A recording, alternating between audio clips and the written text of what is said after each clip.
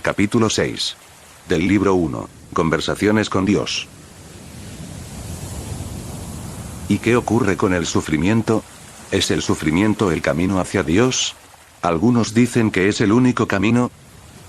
A mí no me gusta el sufrimiento. Y si alguien dice lo contrario es que no me conoce. El sufrimiento es un aspecto innecesario de la experiencia humana. No solo es innecesario, es también insensato, desagradable y peligroso para la salud. Entonces, ¿por qué hay tanto sufrimiento? ¿Por qué tú, si eres Dios, no le pones fin, ya que tanto te desagrada? Ya le he puesto fin.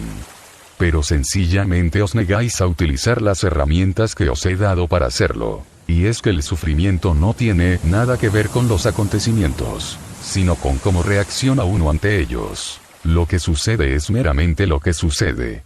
Pero lo que uno piense de ello es otra cuestión.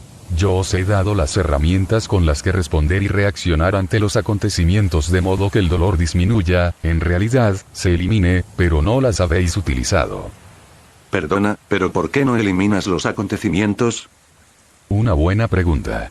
Desgraciadamente, yo no los controlo en absoluto. ¿Qué? ¿No los controlas en absoluto? Por supuesto que no.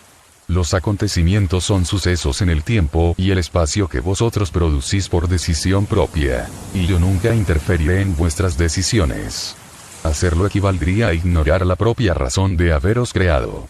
Pero todo esto ya lo he explicado antes. Algunos acontecimientos los producís intencionadamente, y otros los atraéis más o menos conscientemente. Algunos de ellos, los grandes desastres naturales, se hallan entre los que incluís en esta categoría, los atribuís al destino.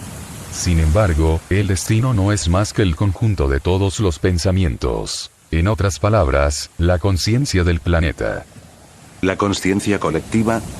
Precisamente. Eso es. Hay quienes dicen que el mundo tiene los días contados. Nuestra ecología está agonizando. Nuestro planeta se encamina hacia un gran desastre geofísico. Terremotos, volcanes, quizás incluso un cambio en la inclinación del eje terrestre. Y hay otros que afirman que la conciencia colectiva puede cambiar todo eso, que podemos salvar a la Tierra con nuestros pensamientos. Los pensamientos se convierten en acción.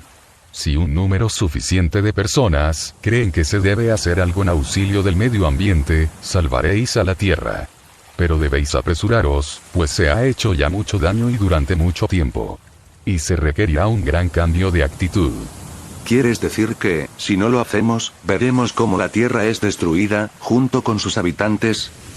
Yo he hecho las leyes del universo físico lo bastante claras como para que cualquiera pueda entenderlas. Hay leyes de causa y efecto que ya han aparecido suficientemente clarificadas a vuestros científicos, a vuestros físicos, y, a través de ellos, a vuestros líderes mundiales. No es necesario clarificar dichas leyes una vez más. Volvamos al sufrimiento. ¿De dónde hemos sacado la idea de que el sufrimiento es bueno, de que el santo sufre en silencio? El santo, sí sufre en silencio. Pero eso no significa que el sufrimiento sea bueno. Los aprendices de maestro sufren en silencio porque entienden que el sufrimiento no es el camino hacia Dios, sino más bien un signo cierto de que todavía les queda algo que aprender en el camino hacia Dios, algo que recordar. El auténtico maestro no sufre en silencio en absoluto, sino que únicamente parece estar sufriendo sin quejarse. La razón de que el auténtico maestro no se queje es que el auténtico maestro no está sufriendo, sino simplemente experimentando una serie de circunstancias que vosotros llamaríais insoportables. Un maestro practicante no habla de sufrimiento, sencillamente porque entiende claramente el poder de la palabra. Por tanto, simplemente decide no hablar de ello. Hacemos real aquello a lo que prestamos atención. Y el maestro lo sabe. El maestro se reconoce en que escoge aquello que decide hacer real. Todos vosotros lo hacéis de vez en cuando.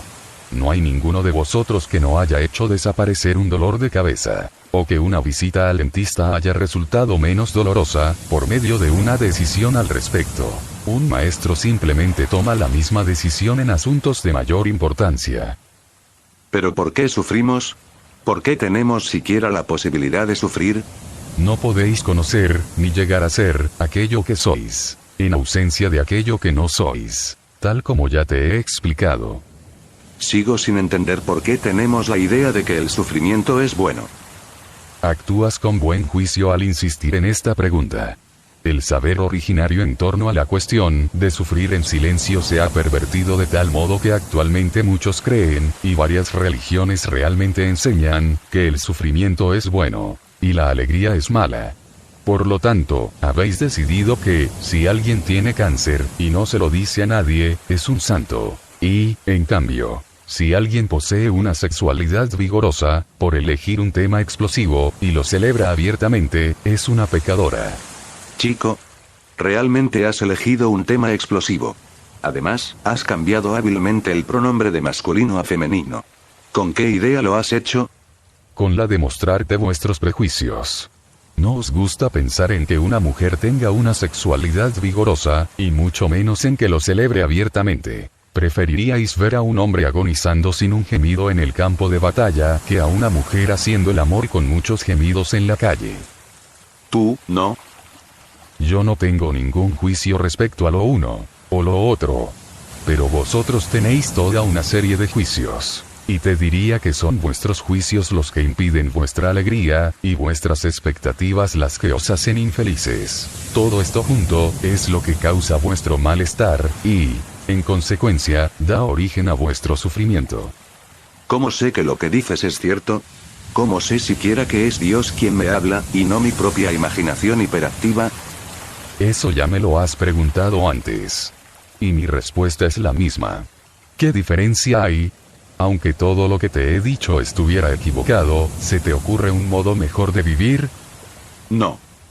Entonces, lo equivocado es correcto, y lo correcto es equivocado.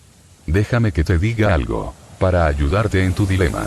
No te creas nada de lo que te diga. Simplemente, vívelo. Experiméntalo. Luego vive cualquier otro paradigma que quieras construir. Después, ten en cuenta tu experiencia a la hora de encontrar tu verdad. Un día, si tienes mucho valor, experimentarás un mundo en el que hacer el amor se considerará mejor que hacer la guerra. Ese día te regocijarás.